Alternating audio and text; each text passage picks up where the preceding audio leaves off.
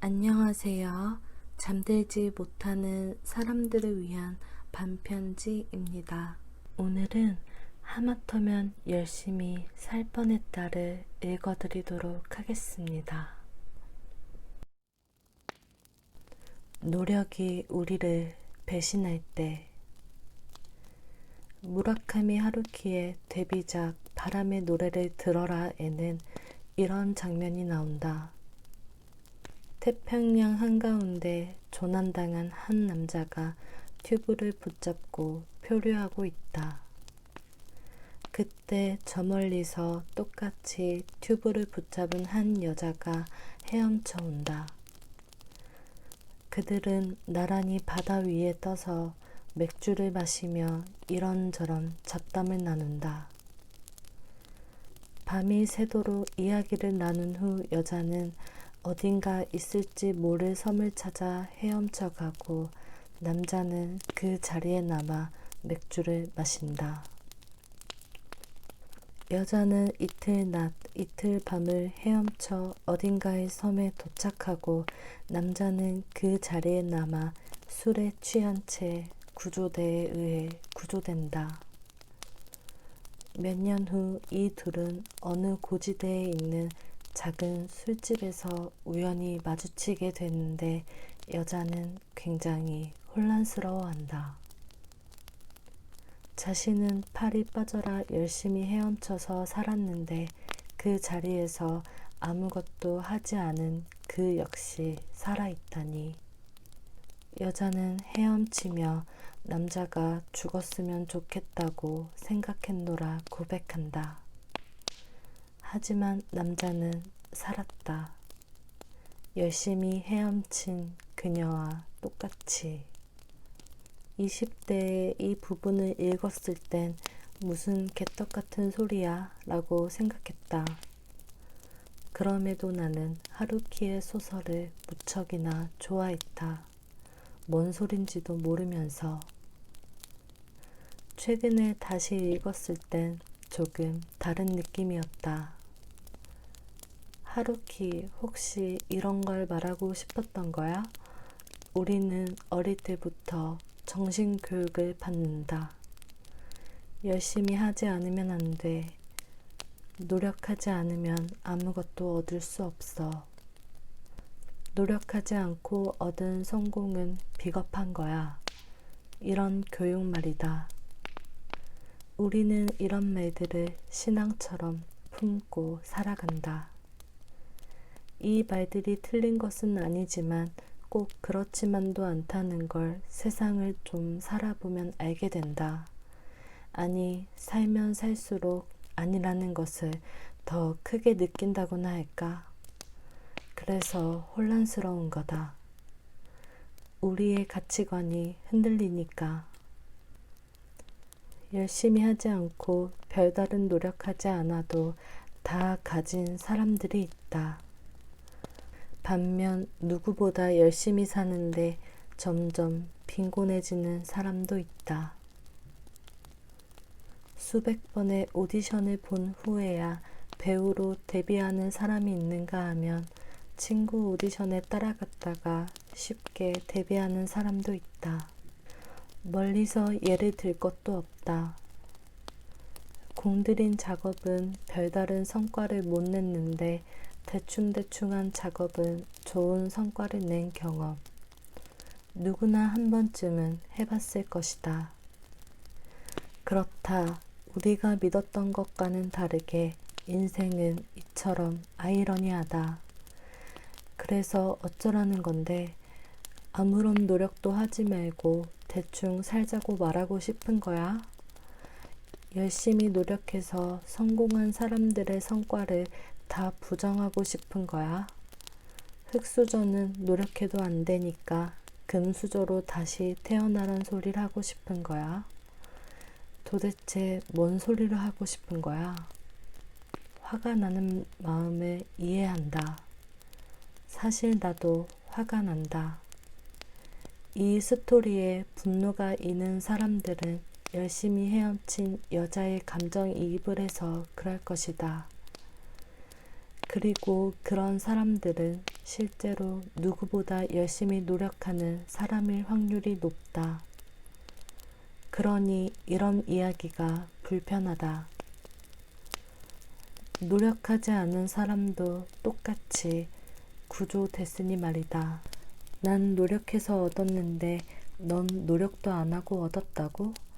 인정할 수 없다.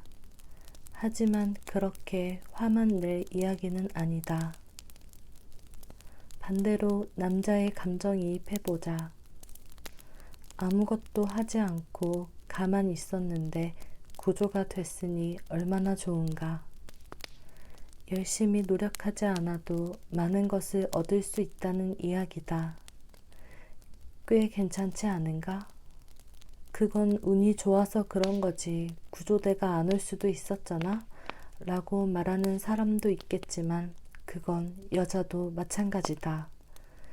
근처에 섬이 없었을 수도 있다. 여자도 운이 좋았다. 결과적으로 여자도 남자도 똑같이 운이 좋았는데 여자는 그걸 눈치채지 못하고 혼란스러워한다. 자신이 얻은 것은 노력으로 받은 보상이라 생각하고 남자가 얻은 것은 부당하다고 생각하며 괴로워한다. 우리가 지금 괴로운 이유는 우리의 믿음, 즉 노력이 우리를 자주 배신하기 때문이다. 나는 죽어라 열심히 노력하는데 고작 이 정도고 누구는 아무런 노력을 안 하고도 많은 걸 가져서다. 분명 노력하지 않으면 아무것도 얻을 수 없다고 배웠는데 또 노력하면 다 이룰 수 있다고 배웠는데 이상하다. 뭔가 속은 것 같다. 잘못 살아온 것만 같다. 그렇다고 노력을 멈출 수도 없다. 노력하지 않으면 그나마 지금 정도도 유지하지 못할 것 같다. 어떻게 사는 게 맞는지 알 수가 없어서 괴롭다. 왜 노력이 우리를 배신하는지, 그럼 이제 어떻게 살아야 하는지 물어도 난 답을 알지 못한다. 다만 괴로움을 줄이는 법은 안다. 분하지만 인정해버리는 것이다. 노력해도 안 되는 것이 있고 노력한 만큼 보상이 없을 수도 노력한 것에 비해 큰 성과가 있을 수도 있다라는 사실을 인정하면 괴로움에서 조금 벗어날 수 있다. 내가 이만큼 노력했으니 반드시 이만큼의 보상이 있어야 한다는 생각이 괴로움의 시작이다. 보상은 언제나 노력한 양과 동일하게 주어지지 않는다. 노력한 것보다 작게 혹은 더 크게 주어진다. 어쩌면 아예 보상이 없을 수도 있다. 안타깝지만 사실이다. 노력한 것에 비해 큰 성과를 얻은 사람이 주변에 있다면 비난하지 말고 그 성과를 인정해주자. 그것은 나 역시 노력에 비해 큰 성과를 얻을 수도 노력하지 않았는데 좋은 일이 생길 수도 있다는 이야기니까 질투로 괴로워할 필요가 없다. 그런 행운을 인정하면 더 많은 행운이 찾아온다나 어쩐다나 믿거나 말거나. 이처럼 노력은 항상 우리를 배신하기 때문에 노력하면 할수록 자꾸 억울하다고 느낄 수밖에 없다. 소설 속 여자처럼 말이다. 하루키는 억울해하는 우리의 마음을 이상한 방식으로 위로한다. 원래 인생은 공평하지 않아. 노력으로 다 된다는 말도 거짓말이지. 네 노력이 부족한 탓이 아니라는 이야기야. 여기엔 어떤 해답도 없지만 그걸로 충분하다. 나에겐 엄청난 위로가 된다. 이러니 하루키를 좋아할 수밖에. 열심히 살면 지는 거다. 부러우면 지는 거다라는 말이 한때 유행이었다. 부럽다라는 감정은 자연스럽게 나는 왜 없을까 라는 한숨으로 이어지고 그 숨을 다 뱉을 때쯤 우리는 묘한 패배감을 느끼게 된다. 나는 못 가졌으니 진 거야.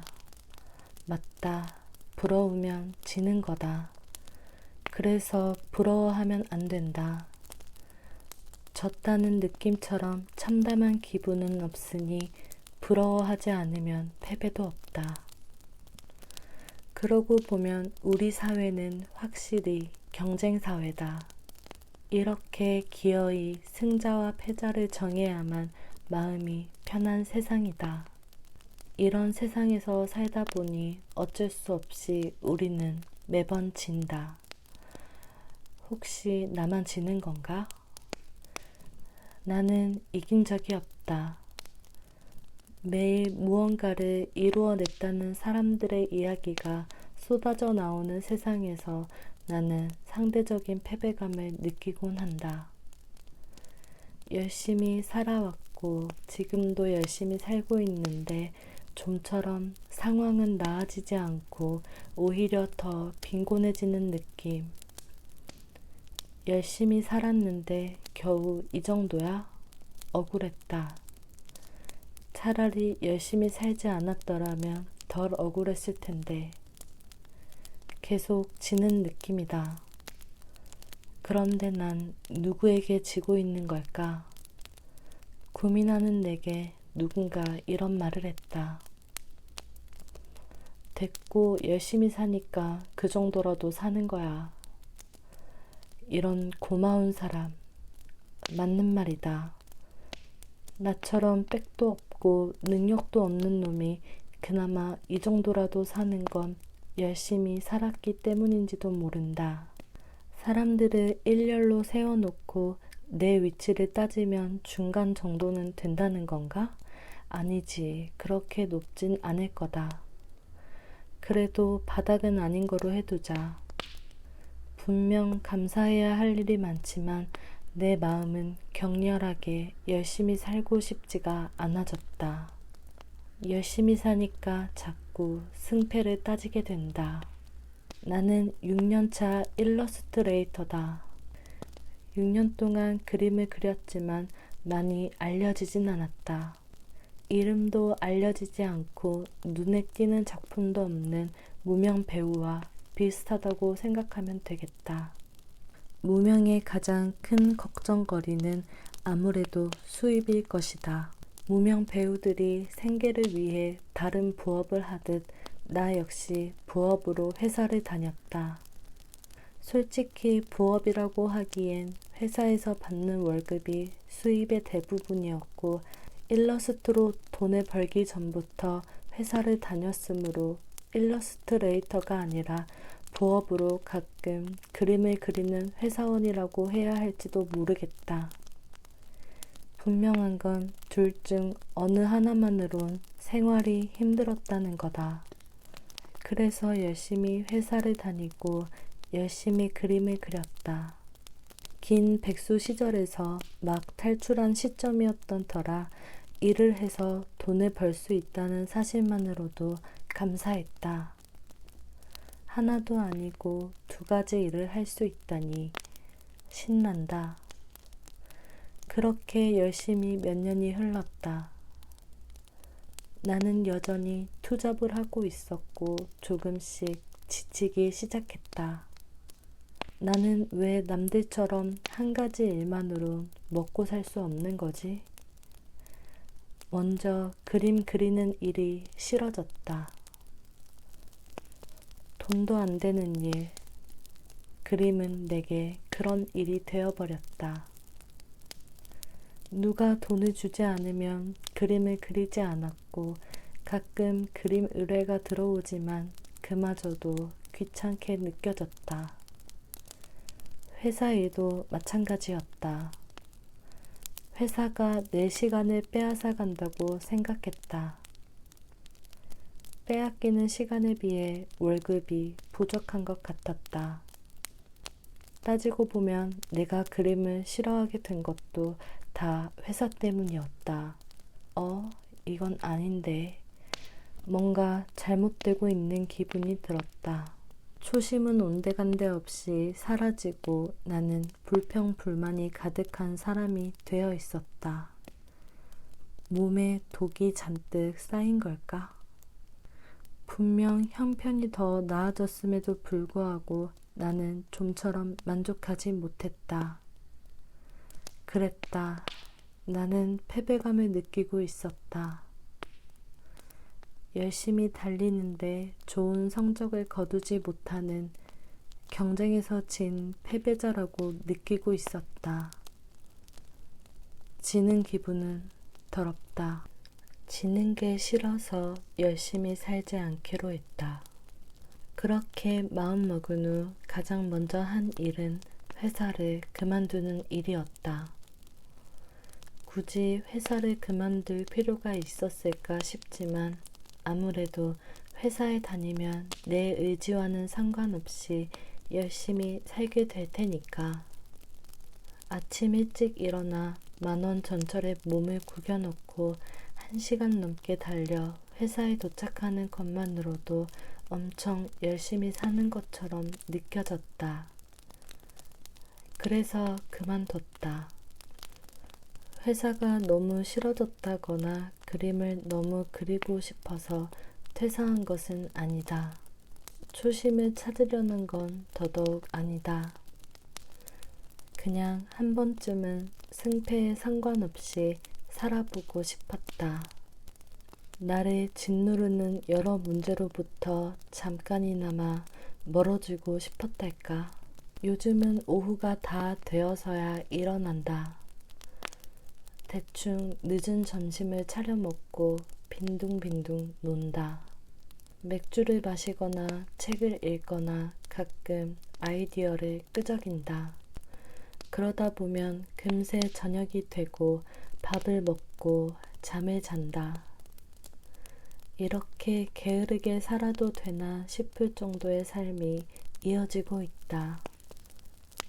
나도 모르는 사이 어떤 경주에 참가했었는데 지금은 그 경주를 기권한 기분이다. 경주에 참여하지 않으니 당연히 승리도 패배도 없다. 그런데 궁금한 건 그 경주가 무엇이었는지 도무지 알 수 없다는 것이다. 그 경주의 타이틀은 무엇이었을까? 누가 돈을 더 많이 버나? 누가 먼저 내 집을 장만하나? 누가 먼저 성공하는가? 도무지 모르겠다. 아무튼 나는 정체를 알 수 없는 경주에서 좋은 성적을 내려고 무진장 애를 쓰며 열심히 했던 모양이다. 그만두길 잘했다. 지금의 나는 성적을 낼 필요가 없다. 이제 나는 경주 바깥의 사람이니까. 사람들도 그걸 눈치챘는지 그다지 내 성적표를 궁금해하지 않는다.